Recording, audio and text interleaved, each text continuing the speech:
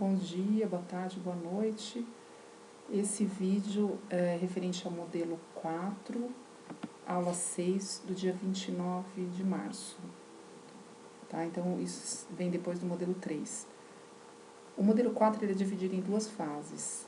Nessa aula, especificamente, eu vou focar na primeira fase.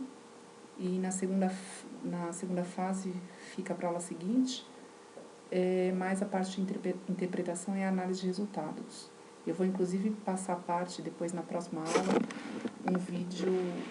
um questionário com várias questões para vocês fazerem uma interpretação e análise desse modelo. Então, vamos ler o enunciado do modelo 4 para vocês poderem implementar a primeira fase. Uma empresa cuja estrutura de produção pode ser considerada um job shop é composta por 5 máquinas e pode produzir 6 diferentes tipos de produto. Então, ele dá os tempos de processamento de cada produto em cada máquina e descreve todo o processo de cada um desses produtos. Então, reparem que tem 5 máquinas, vocês vão ter que criar lá nos locais 5 máquinas e nas entidades 6 produtos.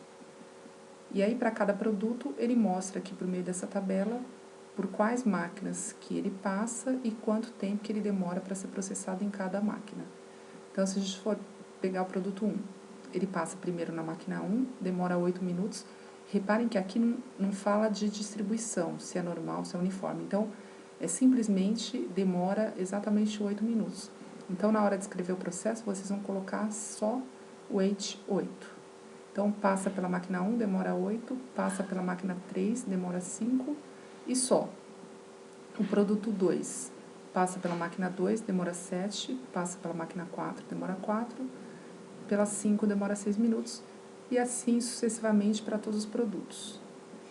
Além disso, ele dá informações de cada produto em relação às chegadas no sistema, né? Então, como que os fornecedores entregam essas matérias-primas, cada um desses produtos. Então, ele dá aqui o tamanho do lote, quanto que chega de cada vez.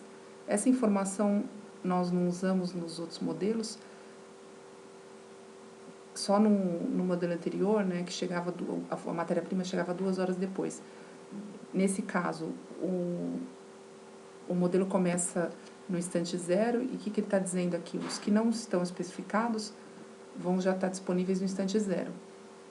Aqui, 8 horas depois, só que não esqueçam de transformar horas em minutos. Então,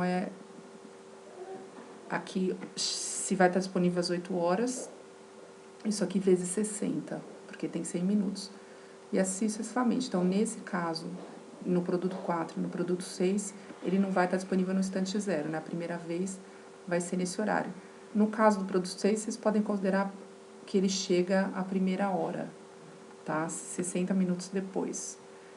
Outra informação, de quanto em quanto tempo, né? Qual que é a frequência entre os lotes, frequência de entrega entre os lotes. Lembrem-se que tá tudo em minutos. Então, quantos minutos tem no dia? Vocês vão ter que fazer essa conversão. E se ele chega uma vez por dia, então, a cada dia chega um lote desse tamanho. Então, é só transformar dias em minutos, que vai ser a frequência que vocês vão colocar lá. Aqui, a cada 15 minutos, vai chegar um lote de uma peça de cada vez. E assim por diante. Então, o que não tiver em minutos, não esqueçam de transformar para essa unidade. Nesse caso, vocês vão criar uma rede de caminhos e operadores, tá? Aqui não tem ponte rolante, como nós criamos no modelo anterior, e nem esteira. Então, vocês vão criar a rede de caminhos e os operadores que vão fazer essa movimentação na rede de caminhos.